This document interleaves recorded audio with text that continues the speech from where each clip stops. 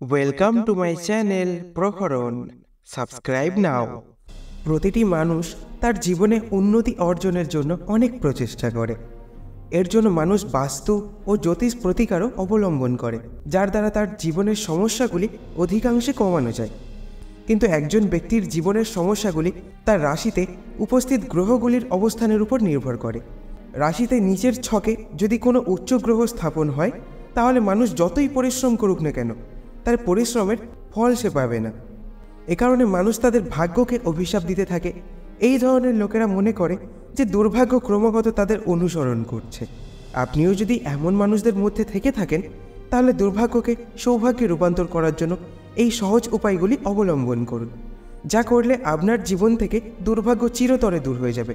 তাই ভিডিওটা শেষ পর্যন্ত মনোযোগ দিয়ে শুনতে থাকুন। প্রথম পয়েন্ট, যদি আপনার বাড়িতে নেতিবাচক শক্তি বসতি স্থাপন করে, তাহলে নিয়মিত পুজো করার সময় শঙ্খ এবং ঘণ্টা বাজালে বাড়িতে ইতিবাচক শক্তির সঞ্চালন বাড়ে এবং নেতিবাচকতাও দূর করে। এছাড়া ঘরে যদি এমন কোনো জিনিস থাকে, যেমন খারাপ বৈদ্যুতিক যন্ত্রপাতি, আবর্জনা, বন্ধ ঘড়ি, মরিচা পড়ে যাওয়া তালা, ভাঙা বাসন, ছেঁড়া কাপড় থাকে, তা সঙ্গে সঙ্গে সরিয়ে ফেলুন। দেবী লক্ষ্মী এমন জায়গায় থাকেন না। পয়েন্ট নাম্বার 2, দুর্ভাগ্যকে ভাগ্যে রূপান্তর করতে প্রতিদিন নিয়মিতভাবে আপনার ইষ্টদেবের পূজা করা উচিত। তার পূজা করলে দুর্ভাগ্য সৌভাগ্যে পরিণত হয়। তাছাড়া আপনার ইষ্টদেবতার কৃপায় উন্নতির পথও খুলে যায়। পরের পয়েন্ট, দুর্ভাগ্যকে সৌভাগ্যে পরিবর্তন করতে সকালে স্নানের সময় জলে 1 চিমটি হলুদ মিশিয়ে নিন। এই প্রতিকারে আপনার কুণ্ডলিতে উপস্থিত বৃহস্পতি গ্রহ শক্তিশালী হয়। এছাড়াও আপনি ভগবান বিষ্ণুর আশীর্বাদ পান এবং শীঘ্রই আপনি সৌভাগ্য লাভ করবেন। পরের পয়েন্ট, বিশ্বাস অনুসারে হনুমানজিকে কলিযুগের ভগবান বলা হয়। তিনি তার ভক্তদের প্রতিটি সমস্যা থেকে রক্ষা করেন। তাই বাড়িতে পঞ্চমুখী হনুমানজির ছবি বা মূর্তি রেখে নিয়মিত পূজা করা উচিত। মঙ্গলবার পঞ্চমুখী হনুমানজির সামনে প্রদীপ জ্বালালে ঘরে ধন সম্পদ বৃদ্ধি পায়, সমস্ত সমস্যা থেকে মুক্তি এবং শত্রুদের উপর বিজয় লাভ করা যায়।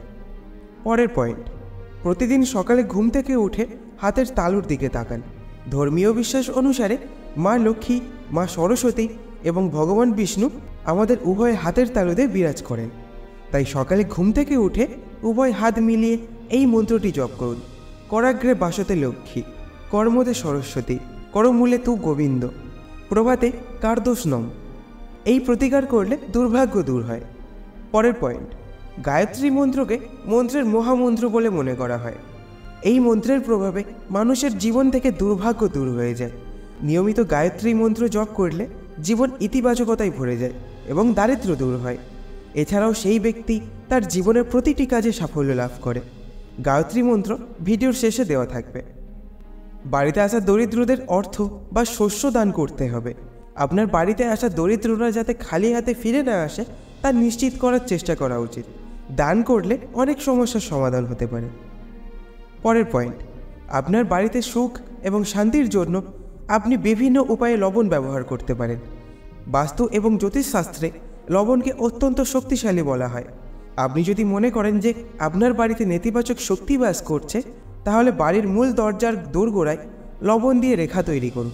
তা সম্ভব না হলে লবণ ও জল মিশিয়ে বাড়ির প্রধান প্রবেশ পথে রাখতে পারেন।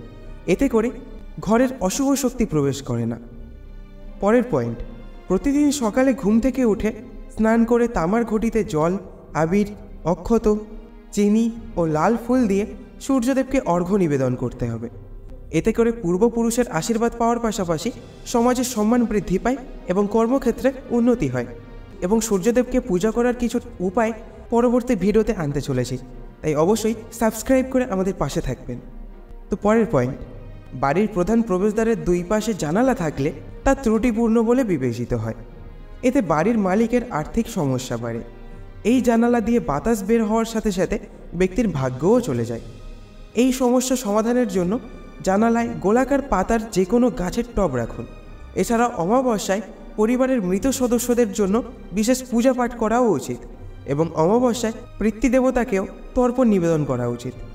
পরের পয়েন্ট, যার ভাগ্য কাজ করছে না, এমন ব্যক্তির একবার দেখে নেওয়া উচিত বাড়ির কুলদেবী অসুখী কিনা। প্রতিটি পরিবারে একজন পূজনীয় দেবী থাকে। যাকে পরিবারের সকল সদস্যদের নিয়মিত পূজা করা উচিত। বিশেষ উৎসবগুলিতে অন্যান্য দেবদেবীর সাথে কুলদেবীর পূজা করতে ভুলবেন না। কুলদেবীর আরাধনা করলে সকল বাধা দ্রুত দূর করা যায়। পরের পয়েন্ট, আপনার বাড়ি বা দোকানের সিন্ধুক বা আলমারির নিচে এবং উপরে একটি করে আয়না রাখুন। এটি করা অত্যন্ত শুভ বলে মনে করা হয়। এ কারণে আয় বাড়ে এবং অর্থও বহুগুণ বেড়ে যায়। এছাড়া মানিব্যাগে রৌপ্য বা সোনার কয়েন রাখাও খুব ভালো বলেই মনে করা হয়। পরের পয়েন্ট, বাস্তু এবং জ্যোতিষশাস্ত্রে ঘোড়ার নালের অনেক প্রতিকারের কথা বলা হয়েছে। আপনি শনির প্রকোপ কমাতে শনিবার কালো ঘোড়ার নালের আংটি পরতে পারেন। এতে করে আপনার জীবনে আসা চ্যালেঞ্জগুলো কমে যাবে। পরের পয়েন্ট, যদি আপনি মনে করেন যে আপনি ক্রমাগত অনেক চ্যালেঞ্জের সম্মুখীন হচ্ছেন, তাহলে আপনার নিয়মিত জলে 1 চিমটি লবণ মিশিয়ে স্নান করা উচিত। এতে করে নেতিবাচক শক্তি আপনার চারপাশে ছড়িয়ে পড়বে না। পরের পয়েন্ট, আপনি যদি অর্থ সংক্রান্ত সমস্যার সম্মুখীন হন, তাহলে প্রতি শুক্রবার আপনার একটি প্রস্ফুটিত গোলাপ ফুল দেবী লক্ষ্মীকে নিবেদন করা উচিত। পরের পয়েন্ট, দুর্ভাগ্য এড়াতে আপনার বাড়ির মন্দিরে ঈশ্বরের সামনে নিয়মিত কর্পূর ও প্রদীপ জ্বালানো উচিত। এতে করে ঘরে উপস্থিত নেতিবাচক শক্তি নষ্ট হয়ে যায়, গ্রহের দোষও প্রশমিত হয়। পরের পয়েন্ট, দুর্ভাগ্য থেকে বাঁচতে আপনার মঙ্গলবার নিয়মিত হনুমান চালিসা পাঠ করতে হবে এবং ভগবান হনুমানের সামনে তেলের প্রদীপ জ্বালানোও উচিত। পরের পয়েন্ট, যদি আপনার বাড়িতে খাদ্য এবং অর্থের অভাব হয়, তাহলে শনিবার আপনি যেখানে খাদ্যশস্য জমা করে রাখেন সেখানে একটি কালো ঘোড়ার নাল বাঁধতে হবে। এতে করে অন্নপূর্ণা দেবীর আশীর্বাদ সবসময় আপনার উপর থাকবে। এছাড়াও ভাগ্য আপনার পক্ষে না থাকলে শনিবার শনিদেবকে ঘোড়ার নাল অর্পণ করা উচিত। এতে করে শনিদেব আপনার প্রতি খুশি হন। পরের পয়েন্ট, স্বামী স্ত্রীর সম্পর্কের মাধুর্য কমে গেলে সঙ্গীকে নিয়মিত গোলাপ ফুল উপহার দিন। আপনি যদি উপহার দিতে না চান, তবে প্রতিদিন আপনার শোবার ঘরে একটি তাজা গোলাপ রাখুন। এতে করে স্বামী স্ত্রীর সম্পর্ক মধুর হয়।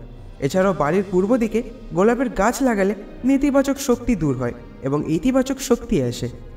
পরের পয়েন্ট, শনিবার বিছানার নিচে একটি পাত্রে সরিষার তেল রাখুন। পরের দিন সেই তেলে উড়দের ডাল তৈরি করে কুকুর ও গরিবদের খাওয়ালে দারিদ্র্য দূর হয় এবং দেবী লক্ষ্মীর আগমন ঘটে। পরের পয়েন্ট, মাসের প্রথম বুধবার একটি কাঁচা হলুদের গিঁট রাতে ভগবান শ্রীকৃষ্ণকে অর্পণ করুন। পরের দিন এটি একটি হলুদ সুতোয় বেঁধে আপনার ডান হাতে বেঁধে নিন। এতে করে দুর্ভাগ্য দূর হবে। তো বন্ধুরা, দুর্ভাগ্য দূর করে জীবনে সৌভাগ্য আনতে এই প্রতিকারগুলির মধ্যে আপনার সুবিধা অনুযায়ী যে কোনো একটি অবশ্যই চেষ্টা করুন। মা লক্ষ্মীর আশীর্বাদে আপনার জীবনে শীঘ্রই সৌভাগ্য আসবে। তো ভিডিওটি ভালো লাগলে লাইক করতে ভুলবেন না এবং আত্মীয় স্বজনদের সাথে শেয়ার অবশ্যই করুন, যাতে তারাও মা লক্ষ্মীর আশীর্বাদ পান।